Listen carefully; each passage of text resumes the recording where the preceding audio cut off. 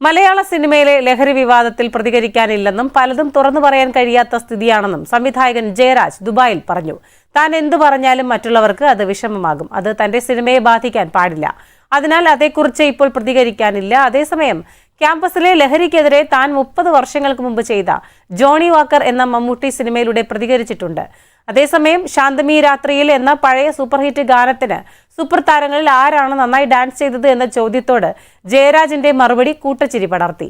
മമ്മൂട്ടി മോഹൻലാൽ ഫാൻസിനെ കൊണ്ട് തന്നെ ചീത്ത വിളിപ്പിക്കരുതെന്നും രണ്ടുപേരും നന്നായി നൃത്തം ചെയ്തുവെന്നും ജയരാജ് കൂട്ടിച്ചേർത്തു. ഒരുപക്ഷെ കേരളത്തിന്റെ സംസ്കാരവും പാരമ്പര്യവും തനിമയും ഒക്കെ തന്നെ സിനിമകളുടെ പൈതൃകത്തിലായിക്കോട്ടെ, അല്ലെങ്കിൽ കളിയാട്ടായിക്കോട്ടെ, ഒരുപാട് ഇപ്പോൾ ലാസ്റ്റ് ഇറങ്ങിയ സിനിമ വീരമര ഉൾപ്പെടെ മനസ്സിലാക്കുന്നു. പക്ഷേ അങ്ങനെ നേരത്തെ പറഞ്ഞ പോലെ മലയാള സിനിമ പെട്ടെന്ന് ഫാസ്റ്റായി മാറുന്നു. പക്ഷേ ഈ നാടൻ മാറി വേടനായി മാറുന്നു, പിന്നീട് ലഹരിയായി മാറുന്നു, സംവിധായകൻ അറസ്റ്റിലാവുന്നു. മലയാള സിനിമയ്ക്ക് എന്തു പറ്റി? എവിടെയാണ് തിരുത്ത് വരേണ്ടത്? അങ്ങനെ വിലയിരുത്തുന്നത്?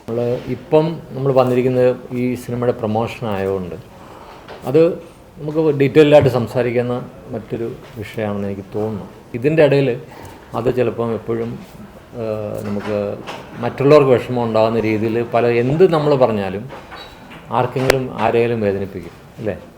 അപ്പോൾ ഇപ്പോൾ എൻ്റെ ജോലി ഞാൻ സിനിമ ചെയ്യുകയാണ്.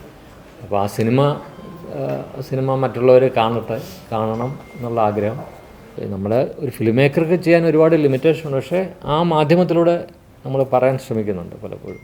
ജോണി വാക്കർ നമ്മൾ ലഹരിക്കെതിരെയുള്ള സിനിമയാണ്, അല്ലേ? ക്യാമ്പസിലുള്ള ലഹരിക്കെതിരെ ഫൈറ്റ് ചെയ്ത ആളെ Johnnie Walker.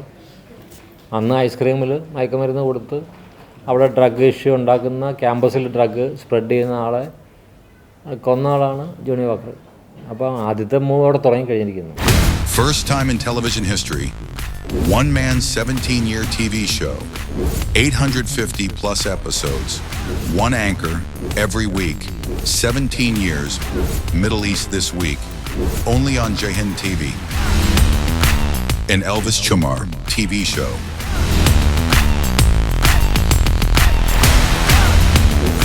Middle East This Week. Middle East beyond the headlines.